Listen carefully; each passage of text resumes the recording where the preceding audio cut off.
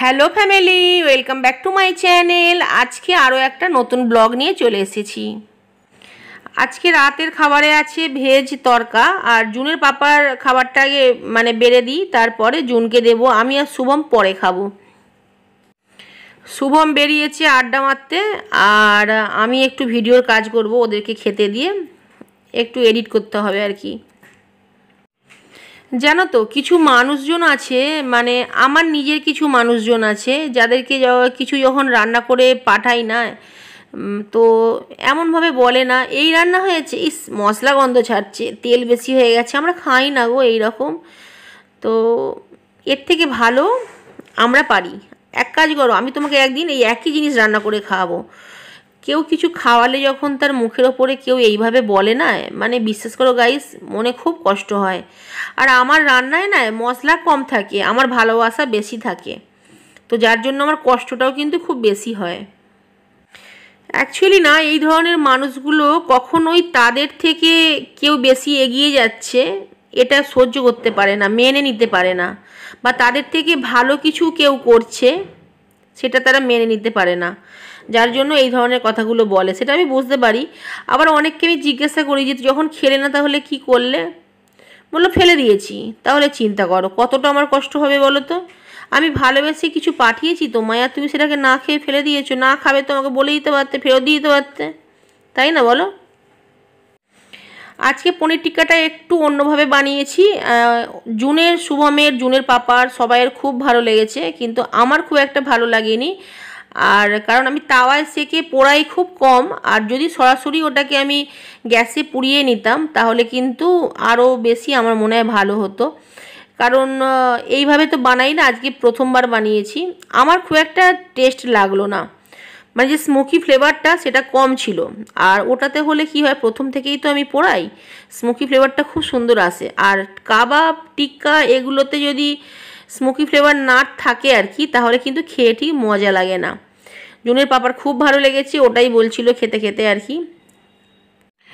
8ই June জুনের birthday, যদিও এই ভিডিওটা অনেকটা পরে যাবে, হয়তো জুলাই মাস পড়ে গেছে, এমনও হতে পারে তখন যাবে, তবুও বলবো যে যত দেরিতেই ব্লগটা যাক না কেন, জুনকে সবাই একটু করে উইশ করে দিও, আর উইশ করো। আর একটু যারা বড় আছো না, বা যারা বড় আছেন, তারা একটু আমার মেয়েকে আশীর্বাদ করে দেবেন, আমি খুব খুশি হব।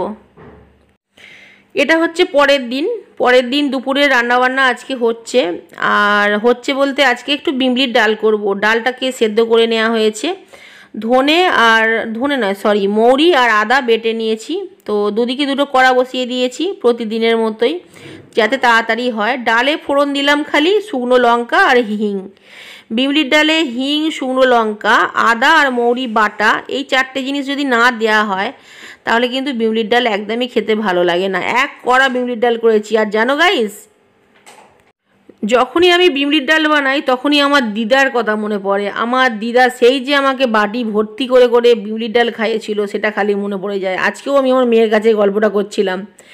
অ্যাকচুয়ালি বিয়ের আগে খেতাম না বিমলির ডাল, পোস্তও খেতাম না, বিমলির ডালও খেতাম না, অনেক কিছু খেতাম না। সেগুলো আবার যখন বাইরে থাকতাম তখন সেই খাবারগুলো খুব মিস করতাম। এখন সব কিছু খাই। এখন যে সব কিছু খাই সেটা কিন্তু আমার শরীর দেখলেই বোঝা যায় বলো। যাই হোক, অ্যাকচুয়ালি এখন রান্না করে মুখের কাছে কেউ দেওয়ার নেই, সবটাই নিজেকে বানিয়ে খেতে হয়। আমার গায়ে না তেল ছেটকালো, কারণ বাটির নিচে জল ছিল আর কি, তো জল একটু তেলে পড়ে গেল, গোটা হাতটা আমার তেলে ভর্তি হয়ে গেল, ফোসকা পড়ে গেল। যাই হোক, আজকে হচ্ছে ভাপা পোস্ত বানাচ্ছি। আর তোমরা না গাইস, যখন পোস্ত বানাবে না, যে কোনো পোস্ত যখন বানাবে, চেষ্টা করবে যাতে জলটা না দিতে হয়। জল ছাড়া যদি পোস্ত বানাও না, গ্যাসটা স্লো করে মাঝে মাঝে নাড়িয়ে দেবে আর কি। আর ভাপে যদি করো তাহলে কিন্তু বিশাল টেস্ট হয়। রান্না করতে করতে গ্যাসটা শেষ হয়ে গেছে, তো সিলিন্ডারটা চেঞ্জ করছি। প্রচুর গরম, আজকে আমাদের রান্না করতেও দেরি হয়ে গেছে। একটু দেরি বলতে কি, জুনের পাপা আধার কার্ডের জন্য জুনকে নিয়ে গিয়েছিলো, জুনের তো আধার কার্ড হয়নি, তো ওর পাপার সাথে আধার কার্ড করতে গিয়েছিলো আর কি, তৈরি করতে দিতে গিয়েছিলো, তো সেখানে কিছু সমস্যা হয়েছে। আর জুনের পাপা বলেছিল আজকে আমি রান্না করে খাওয়াবো তোমাদেরকে, তো যার জন্য ভেবেছিলাম যে ও করবে, কোনো টেনশন নেই। তারপরে ওর পাপার আসতে লেট হলো বলে আমি রান্না বসিয়ে দিয়েছিলাম। তারপরে সিলিন্ডার পাল্টালাম। তারপর আমার তো একটু পিটপিটুনি আছে, যেহেতু সিলিন্ডারে জং আছে। তারপরে গোটা সাবান টাবান মেখে তারপরে পরিষ্কার করে তারপরে আবার রান্নাবান্না করলাম বাকিটা।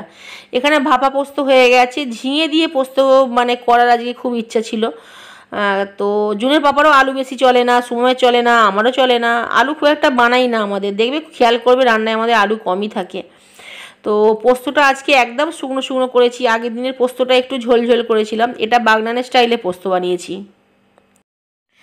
আর শুকনো লঙ্কা বাটা দিয়ে পোস্ত বানিয়েছি, কাঁচা লঙ্কাও দিইনি, গুঁড়ো লঙ্কাও দিইনি। তো পোস্তটা রেডি হয়ে গেছে। আর এখানে হচ্ছে গিমে শাক আর বড়ি দিয়ে মানে একটু তেতো চচ্চড়ি করেছি, কুমড়ো ভাজা আছে, আর এখানে আছে বিউলির ডাল। ডালটা অনেকটা পরিমাণে বানিয়েছি কারণ বিউলির ডাল হচ্ছে খুব ভালো লাগে আমার। যাই হোক, আর পোস্ত বানিয়েছি। এই ছিল আজকের মেনু। নতুন ব্লগ নিয়ে আবার আসছি।